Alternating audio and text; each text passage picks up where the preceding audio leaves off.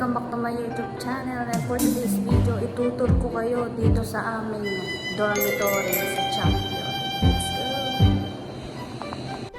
Yan, good morning guys. Yan, ako nga pala si Sid Music, at sa mga hindi pa nag-subscribe sa aking YouTube channel, pa-subscribe naman po. At yan, ngayon for today's video, itutur ko kayo sa aming dormitory. Let's go. Ayan na nga po. Ito po yung entrance. So, kailangan mo mag-tap bago ka makapasok. Ito yung papasok ng aming dormitory, guys. Sa mga naghihintay ng aking vlog, ayan, maraming salamat po. Ito po yung labas ng aming dorm. Ganyan po kataas yung building namin. Hanggang 13th floor po yan. Yan. Mga tambayan na mga pwede siyang tambayan dyan sa gilid. Ewan ko kung bakit sila nakaupo dyan. Ayan, pagpasok nyo, yan ang makikita nyo. Papasok, ayan, nasa loob. Mga nagpapasokan, mga iba't ibang klase ng mga company ang meron dito sa dorm.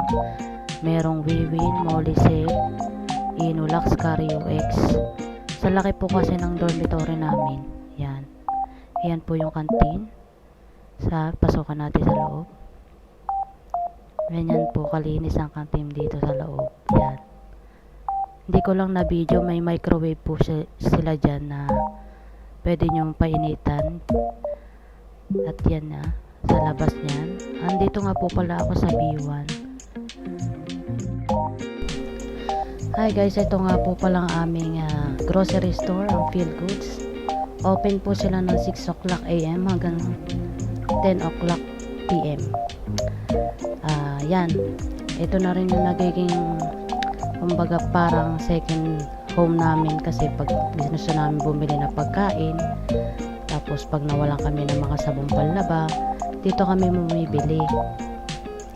Kasi mga Pinoy foods po kasi ang mga tinda rito. Kalimitan, pag halimbawa gusto nyo kumain ng pasta, meron rin sila. Meron silang mga hotdog, tapos meron silang chowpan pag just in case na magutom kayo. Ayan, may mga chichiridan po sila, mga iba't iba. May mga boy bawang, dingdong, lala. Kaya hindi naman po kayo dito magugutom, guys.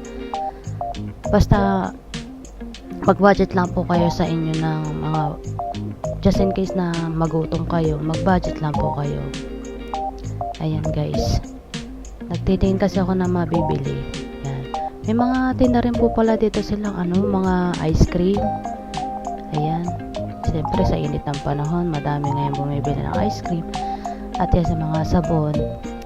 Dito rin po pala nakakabili ng mga box. Pag gusto nyo magpa-box, punta lang kayo dito sa B1 sa Feel Goods, guys. Ayan.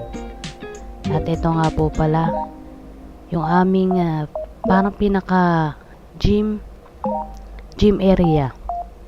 Napakalawak po niya, guys.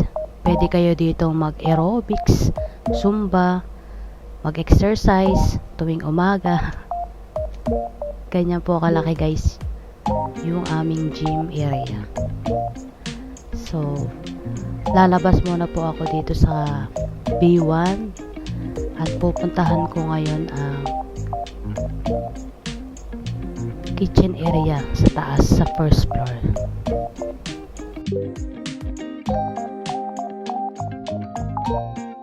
Bali, ito po nga po pala yung aming meeting area or conference room. Medyo private lang po, hindi ko siya pwedeng buksan sa loob. Ngayon pupunta na ako ng kitchen area sa first floor.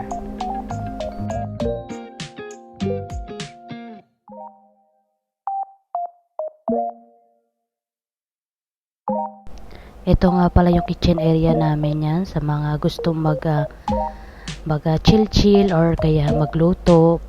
Pag gusto nyo magluto anytime you want, yan po yung area namin. At ito nga po pala smoking area. Yung mga mahilig dyan magyosi. May area po tayo ng mga sigarilyo, guys.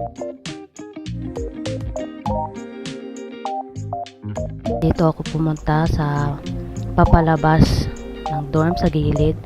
Dito nyo makikita yung tapano ng basura namin. Yan. Nakasegregate po dyan yung mga tapano ng basura. yung mga karton na mga mineral water at saka yung mga waste trash yan, trash bin. At yan po, ito po yung papalabas ng dorm. Nasa labas naman po ng dorm, may mga nagtitinda-tinda po dyan. Yan. May mga siomay yan. May mga area po sila dyan na tindahan. Yan, yun lang guys. Salamat sa panonood. Sana nagustuhan nyo ang aking dorm tour. Thank you po.